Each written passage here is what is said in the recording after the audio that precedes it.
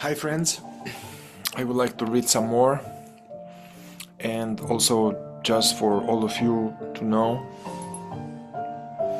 I'm creating this playlist that you'll see here below and on my YouTube channel called Fourth Way and Advaita Readings, where I am selecting some special readings.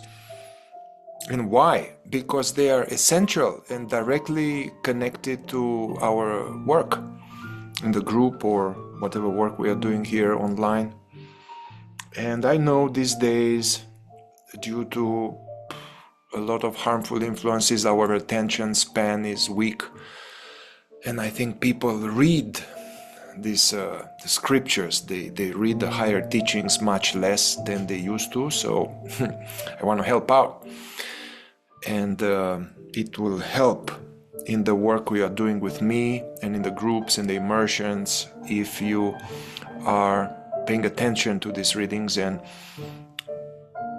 also try to contemplate on these things and try to observe these things in yourself. And you can go through them several times. So yeah, in this playlist you'll find also some beautiful readings. There is a very nice selection, Gurdjieff's 98 pieces of advice to his 12-year-old daughter, which I read here below. I also read a short novel, very fun and interesting, from Peter Uspensky, called The Strange Life of Ivan Osokin. I read the whole book here in this playlist, and it's a very interesting.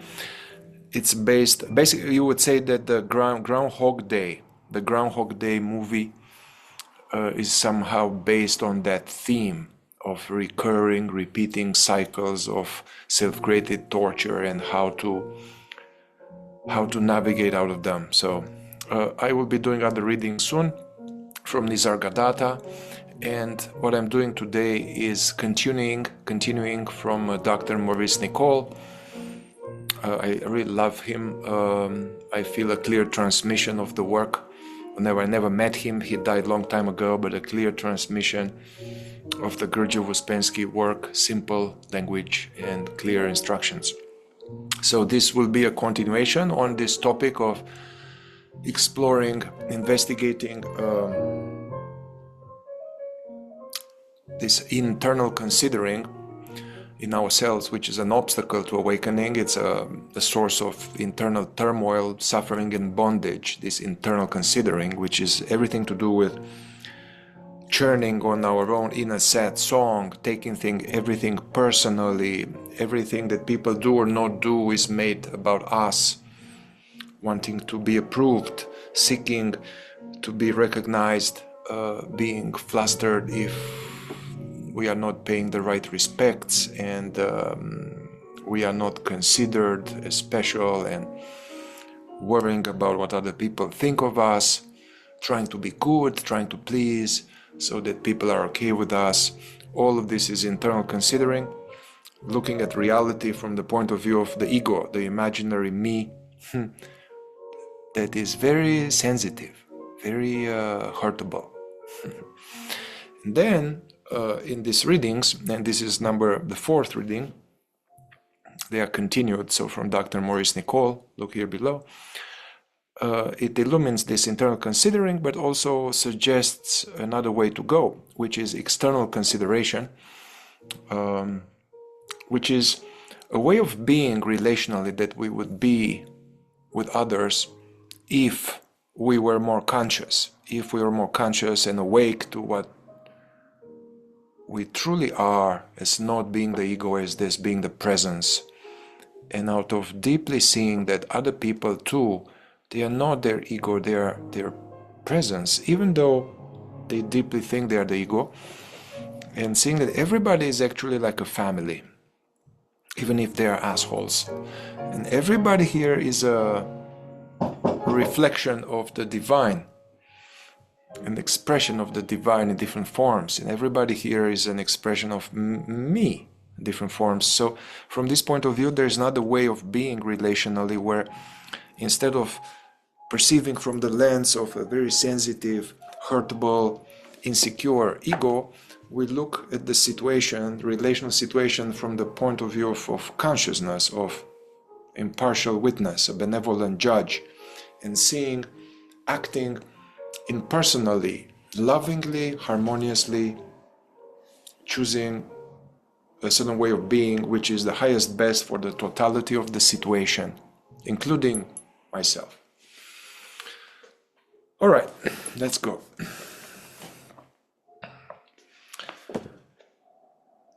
So, psychological commentaries on the teaching of Gurdjieff and Ouspensky, Dr. Maurice Nicoll, Volume 2, Birdlip, March 15th, 1943. Internal considering and external considering. Part 4. When you feel that someone has not behaved rightly to you, you feel that you have not been estimated at your proper value. For example, to feel insulted is to feel that you are not estimated at your proper value. So people often say when insulted, "Do you know who I am?" or something like that. They mean that they have a certain valuation of themselves, so they say, "Do you know who I am?" Meaning that if the other person did know, he would not dare to behave as he does. Of course, if you have little or no picture of yourself as being valuable, you will not be so easily upset. A high estimate of yourself naturally will make it more easy for you to feel that others do not estimate you at your proper value, so you will internally consider more easily. A person may even be so preoccupied with the question of others treating him rightly and with suspicions about whether others are laughing at him that his whole life may be said to be involved in internal considering. Or again, some persons may value themselves above others because of sufferings. People cling to their own suffering and come to regard themselves as worthy of special evaluation because they have had all kinds of hardships, miseries, and sufferings. They are offended if another person begins to talk of his own suffering. They feel that the other person does not consider them enough and that he is selfish. It is difficult for them to realize that other people also have sufferings, nor do they realize that to see selfishness in others is to see the reflection of one's own selfishness. For the more requirements you make from others, the more selfish will others appear to you. What is it that causes us to begin to internally consider? Let us ask the question: at what point or where do you start making accounts? You start when you feel you are not estimated aright, when you feel you are undervalued, the waiter does not come when called, the shop assistant serves another person first. Perhaps people do not look at you enough in the street, or, let us say, pay sufficient attention in general. Or one person seems persistently to ignore you. Or perhaps you hear what someone said of you that is nearly always unpleasant. There are thousands and one possible examples, less and more serious. Small incidents upset us easily, the waiter, the shop assistant. These form short accounts and may eventually become a habit. But we have all sorts of long-standing accounts against others, some of them stored up in the past, unfortunately for ourselves. They all begin with this mysterious question of one's own valuation of oneself. A person with some self-observation might well exclaim, "What is this thing in me that is offended at this time and has already begun to make accounts? Look, I can observe it at work, in me collecting materials and beginning to remember unpleasant things and to find words and phrases to use against the other person so as to make him feel that he is underestimated by me. In fact, to make him realize he is so much dirt. Is it a picture of myself? Is it imaginary I? Is it false personality? Or what is it that is at the bottom of it all? The answer is that what is at the bottom of it all is where you identify with yourself. All forms of internal considering, of which making accounts against another person is one of them, belong to identifying. The work says that we must study identifying down to its very roots. A man is only offended where he is identified with himself. And the work also says that the study of identifying must begin with a study of where you are identified with yourself. It is here that you can be upset, hurt, offended, and insulted. The being identified with oneself comes first. Being upset and offended comes second. Making inner accounts comes third. I will repeat this again because it's really important. The being identified with oneself comes first. Being upset and offended comes second. And making inner accounts comes third. Yeah, this being identified with oneself, this is hard for us to understand for a long time because we are identified with ourselves all the time, and we don't even understand what it means. So who is identifying with what? What is identifying with what? Yeah, so to understand this identification, one needs to already have some experience observing oneself and practicing, witnessing all kind of aspects of us come, reactions, beliefs, inner identities. So what is identified with what? It is the real I, which is that whatever it is, which is aware of this voice right now, is aware of this image of this guy on the screen, is aware of Gurdjieff, the Hartman music in the background. That is what we really are. It's not a male, it's not a female, it's not a body, it's not a mind, it's not a feeling. It's just this sense of being. The wordless presence, which is always there. It's that which perceives all the time, perceives in the night, perceives dreams. So that, because it's not, it's confused. This presence is confused, is deluded, and it believes that this, which is aware right now, is inside the brain, or is Mihai. Yeah? So I am Mihai. I am a white guy. I am not good enough. I am better. I am unlovable. Yeah, so the I, which is totally impersonal presence of awareness, and all of these are words, just pointers, yeah? Words that are pointing to that. Zargadada would say, I am that. I am.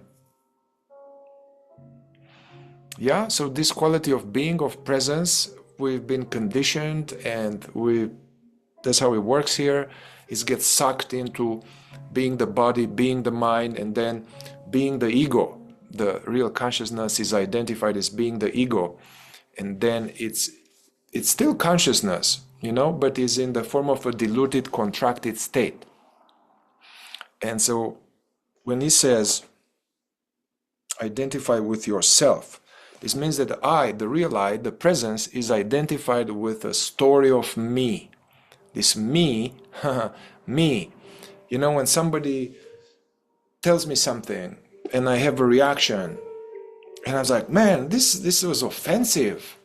It's triggered me. I'm triggered. If we look at this, I'm insulted. I'm insulted. And if we look into, okay, who is insulted right now? Who is insulted right now? We're like, well, what do you mean? It's me, me. Okay, me. Can we find this me right now? Can we notice this me? Try to find this me. Rupert Sparrow would say that this me is the ghost in the system. You can't find it. Who is upset right now? Me. Can I find it?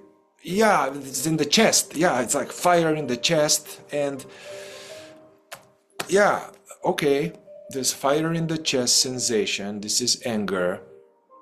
Am I this fire in the chest?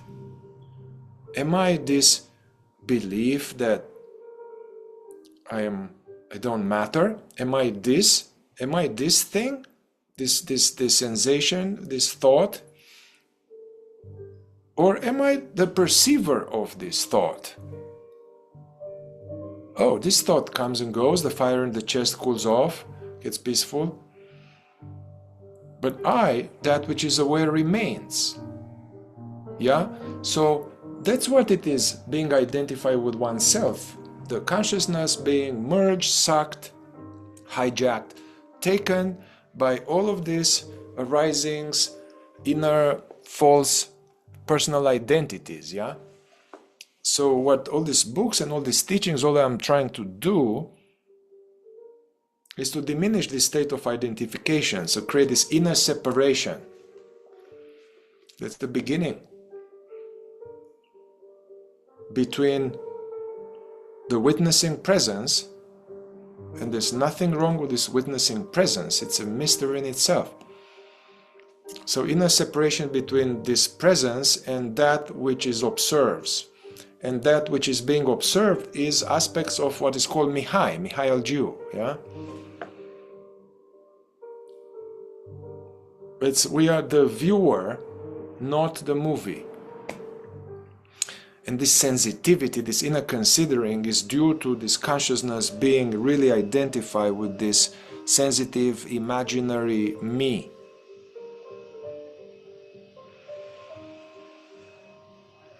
Try to find this in yourself, day to day. This is where we leak a lot of energy. That's a lot of negative emotions. It's a lot of self-created turmoil. Whenever you find it, just notice it. Don't fight it. Don't be upset with yourself. Don't beat yourself up. You just notice it. Observe yourself as an interesting, curious stranger. Benevolently, lovingly, indifferent. Don't fight. Don't reject what you observe. If you fight or reject what you observe, you get snagged. What we resist persists. All right. See you later, guys.